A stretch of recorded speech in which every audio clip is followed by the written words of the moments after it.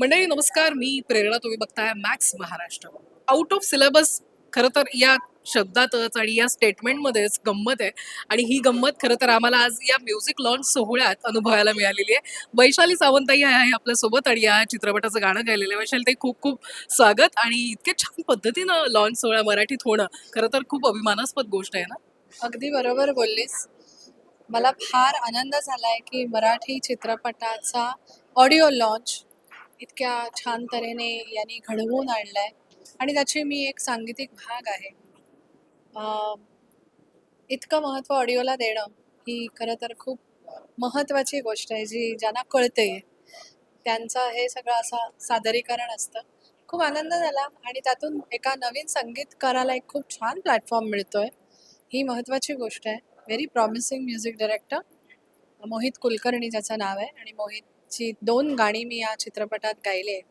हा चित्रपट मला जेव्हा कळलं की एका अत्यंत महत्त्वाच्या विषयावर हा चित्रपट आधारित आहे, तेव्हा अजून आनंद झाला की वृक्ष संरक्षण हे सगळे जे आपले आत्ता एन्व्हायरमेंटल इश्यूज आहेत, ते याच्यात कव्हर केलेले आहेत. मी पण उत्सुक आहे, कशा तऱ्हेने या विषयांची हाताळणी केली तर आणि म्युझिक त्यांनी खूप छान केलंय गं. त्यांनी साउंड्स मला आवडले त्याचे आणि I felt he is very promising.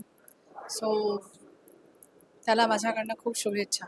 Vaishali ताई, म्हणजे आपण बऱ्याचदा भेटतो अनेक म्युझिक लॉन्च सोहळ्याच्या निमित्तानं, पण मला एक गोष्ट तुझ्या बाबतीत प्रचंड आवडते, ती म्हणजे तू फार चुजी नाही राहिलीस. तू गोष्टी करत राहिलीस आणि मराठीतही जे काही सिनेमे असतील त्याचे कशा पद्धतीनं त्याला यश मिळणार आहे, अपयश मिळणार आहे, या सगळ्या गोष्टींचा फार विचार न करता त्या कॉन्टेंटशी तू एकनिष्ठ राहिलीस, मला असं वाटतं. छान तुझं ऑब्झर्वेशन आहे. थँक्यू.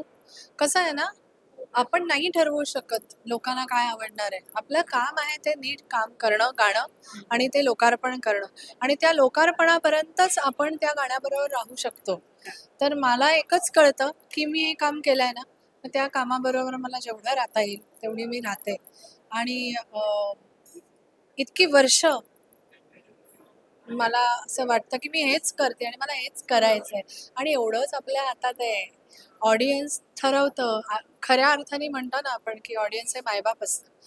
ऑडियन्स ठरवतं गं, की त्यांना काय आवडणार आहे, कधी आवडणार आहे.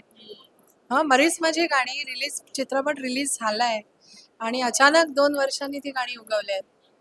सो मला इतकंच कळतं, की आपण केलेल्या कामाची, त्या गाण्याची, शब्दांची साथ द्यायची, ती सोडायची नाही. आणि जे काही व्हेरिएशन आम्ही बघतो प्रत्येक वेळी तुझ्या गाण्याच्या बाबतीत आणि याही चित्रपटाचं गाणं, म्हणजे जी कास्ट होती ती या गाण्यावर थिरकली. तू लाईव्ह हो. परफॉर्म केलंस आणि ते लोक थिरकत होती. खूप छान मोमेंट होता तो. पण या गाण्याच्या बाबतीत तुला काय वैशिष्ट्य जाणवलं? हां, मला जेव्हा मोहितनी डम-डम हे गाणं पाठवलं तेव्हा मी आय वॉज लाइक वॉव! हे काहीतरी वेगळं आहे. त्याला थोडासा साउथ इंडियन अरेंजमेंटचा टच आहे. थोडंसं रस्टिक आहे आणि